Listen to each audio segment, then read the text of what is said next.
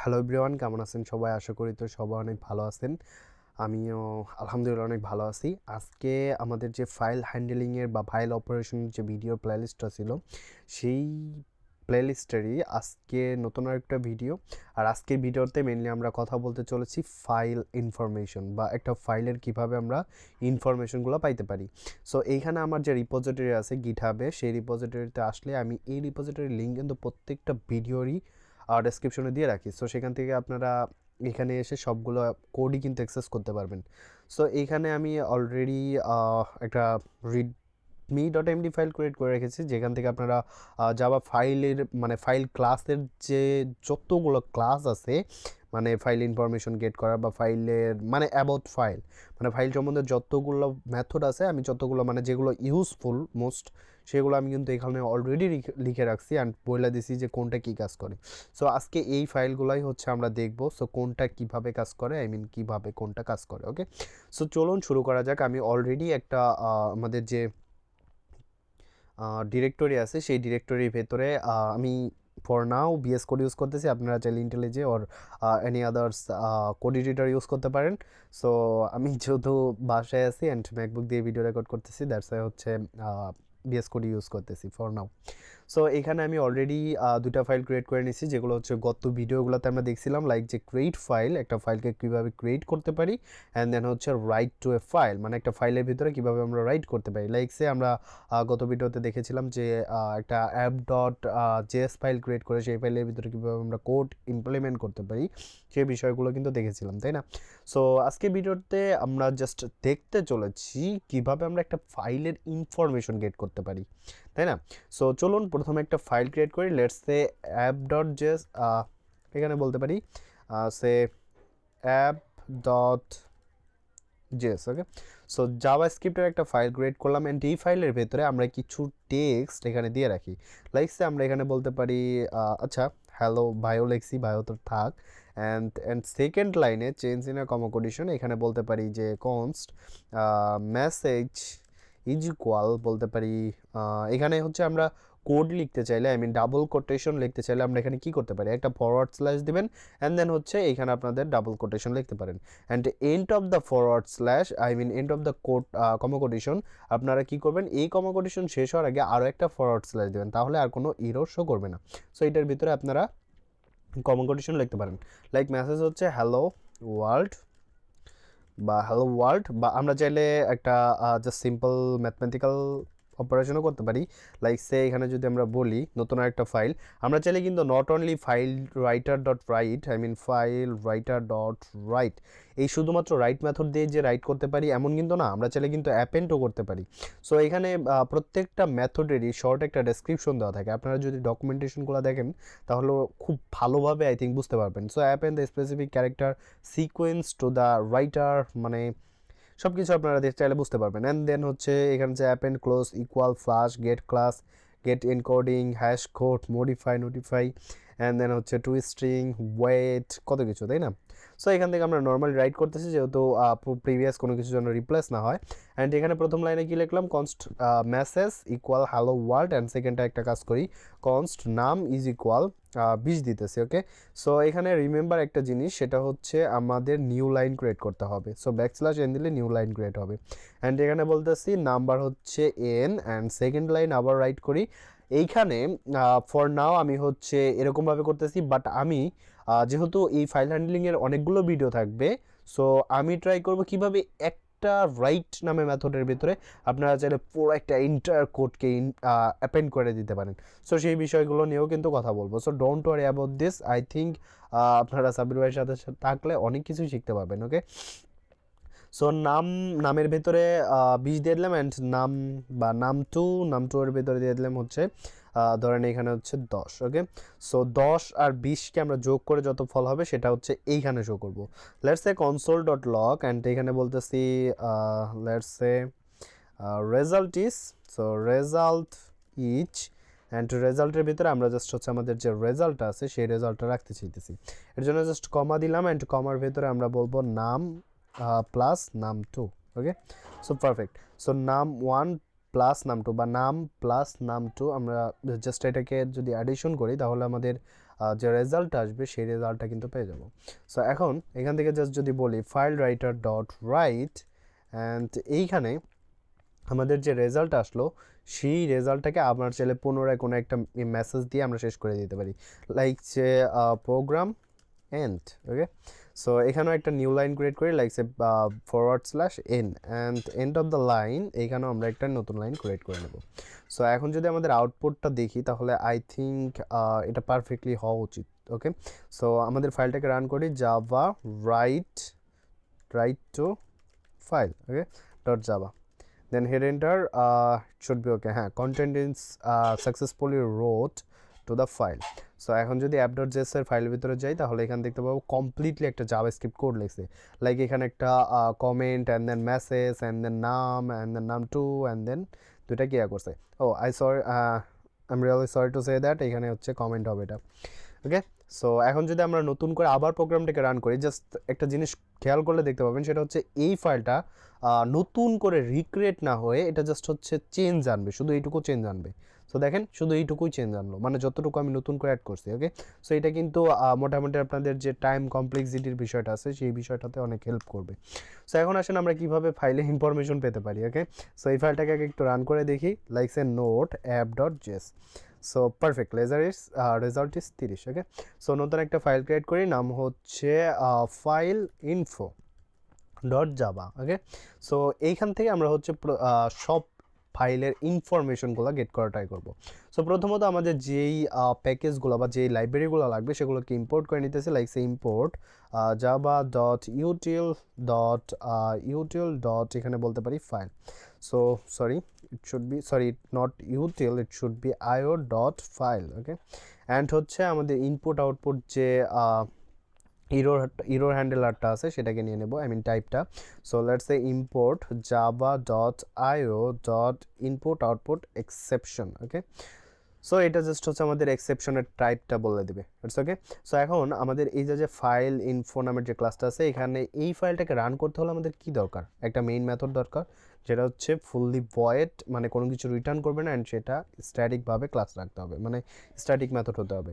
So let's say public static void main, and এইটার ভেতরে string as a argument আকারে receive করবে। ওকে, and now এইখানে মেইনলি আমাদের ট্রাই ক্যাচটা কেন লাগে সেটা যদি বুঝতে চান তাহলে প্রথমত আমরা এখানে যদি লিখি let's say file and file is equal new file, and আমাদের যে পাথটা আছে app.js এর সেই পাথটা বলে দিতেছি, লাইক সে app.js। ওকে, সো এখন একটা ইরোর দেখতে পাবেন, লাইক আমরা যদি এখানে যে কোনো একটা অপারেশন দিতে থাকি, like say can write, so can read প্রথমত, হ্যাঁ, can read. Okay, so can read method, এই মেথডটা মেনলি কী কাজ করবে। সো এখন আমরা যদি এখানে জাস্ট বলি লেটস সে এখানে জাস্ট যদি আমরা লিখি let's say system dot out dot println, and println এর ভেতরে জাস্ট আমরা রাইখা দিতে চাইতেছি let's say can read question mark, and then আমরা এখান থেকে জাস্ট এটাকে কনকেট করে দিতেছি, অ্যাড করে দিতেছি, let's say file dot can read. So can read এই মেথডটা মেনলি কী করবে, এই মেথডটা মেনলি হচ্ছে আমাদের এই ফাইলটা কি রিডেবল নাকি রিডেবল না সেটাকে করবে, মানে চেক করবে। সো এই বিষয়টা এখানে সম্ভবত ইরোটা দেখাইলো না যেহেতু আমরা কোনো কিছু রাইট করতে চাইতেছি না, বাট এখানে মজার একটা জিনিস দেখবেন, যদি আমরা এই ট্রাই ক্যাচ ব্লকটুকুকে জাস্ট যদি আমরা কমেন্ট করে দেই তাহলে দেখেন মজার একটা জিনিস দেখবো। লেটস সে সেভ করি, অ্যান্ড দেখছেন এখানে ইরোর দিতেছে, বলতেছে কি unhandled exception type input output exception. So এই যে ইরোর অকার্ড হইতে পারে এই জিনিসটাকে আমাদের হ্যান্ডেল করার জন্যই মেনলি হচ্ছে ট্রাই ক্যাচ দিতে হয়।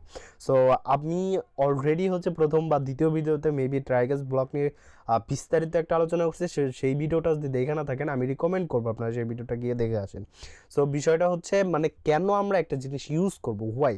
সো এই বিষয়টা যদি না জানেন তাহলে আপনারা মানে এই জিনিসটার ইউজের যে বিষয়গুলো আছে সেগুলো বিষয়গুলো বুঝতে পারবেন না, বা কোনো প্রবলেম সলভ করার সময় আপনারা সেই জিনিসটাকে ইউজ করার কথা মনে থাকবে না। সো এই প্রবলেমগুলো মানে এই সব প্রবলেমগুলো আমি ফেস করছি, দ্যাটস হচ্ছে আপনাদের সাথে শেয়ার করতেছি। ওকে, সো ক্যান রিড। এখন যদি আমরা এখানে জাস্ট এই ফাইলটুকুকে রাইট প্রিন্ট করা ট্রাই, আই মিন এক্সিকিউট করা ট্রাই করি, তাহলে আই থিঙ্ক কিছু একটা আউটপুট পাবো। Let's say Java file info, okay, dot Java. So এখন যদি ইন্টারপ্রেস করি তাহলে আমরা দেখতে পাবো ক্যান রিড ইজ ট্রু, তার মানে আমরা রিড করতে পারবো। অ্যান্ড দেন তারপরে হচ্ছে আমরা আরও মেথড দেখি, like say create new file. So এটা হচ্ছে বুলিয়ান ডাটা টাইপ দেয়। The create new file method is use to create a new empty file. So আমাদের যেহেতু নতুন ফাইল ক্রিয়েট করার দরকার নাই, সো এটার দরকার নাই। অ্যান্ড দেন ক্যান রাইট, এটা হচ্ছে আমাদের বুলিয়ান দেবে। সো এটা মেনলি কী করবে, ক্যান আর WRIT, ওকে। সো এখানে যদি লিখি system dot out print LN can WRIT, so can write. So আমরা কি এটাকে রাইট করতে পারবো? Let's say file dot can write. So এইটা আমাদের কি করবে, এটা জাস্ট হচ্ছে আমাদের একটা বুলিয়ান ডাটা টাইপের, মানে বুলিয়ান ভ্যালু দিবে যে ক্যান রাইট। আইদার আমরা যদি রাইট করতে পারি, মানে আমাদের যদি রাইট করার যদি পারমিশন থাকে, তাহলে এখানে আমাদের বলবে ট্রু, আর যদি রাইট করার পারমিশনটা না থাকে তাহলে আমাদের বলবে ফলস। সো অ্যান্ড দেন তারপরে আমরা আরও কিছু দেখতে পারি, লাইক সে এখানে যেটা আছে এক্সিস্ট। সো যদি এক্সিস্ট হয় তাহলে আমাদের ট্রু দেবে, আর যদি এক্সিস্ট না হয় তাহলে ফলস দেবে। The exist method is use to check whether the specific file is present or not. So চলেন এটাও দেখে নেই যে এই ফাইলটা কি প্রেজেন্ট নাকি না।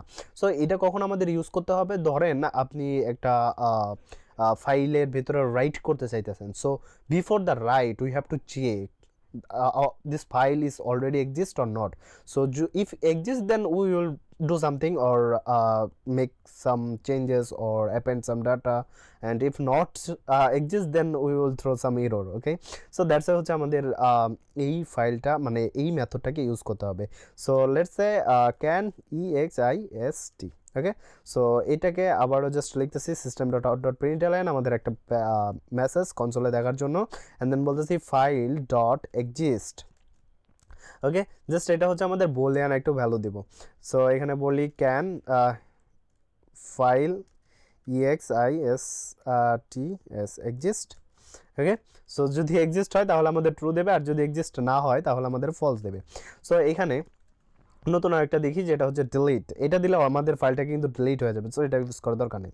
সো অ্যান্ড দেন আমরা প্রথম ভিডিওতে বা সেকেন্ড ভিডিওতে সম্ভবত দেখেছিলাম যে কীভাবে গেট নেম কাজ করে।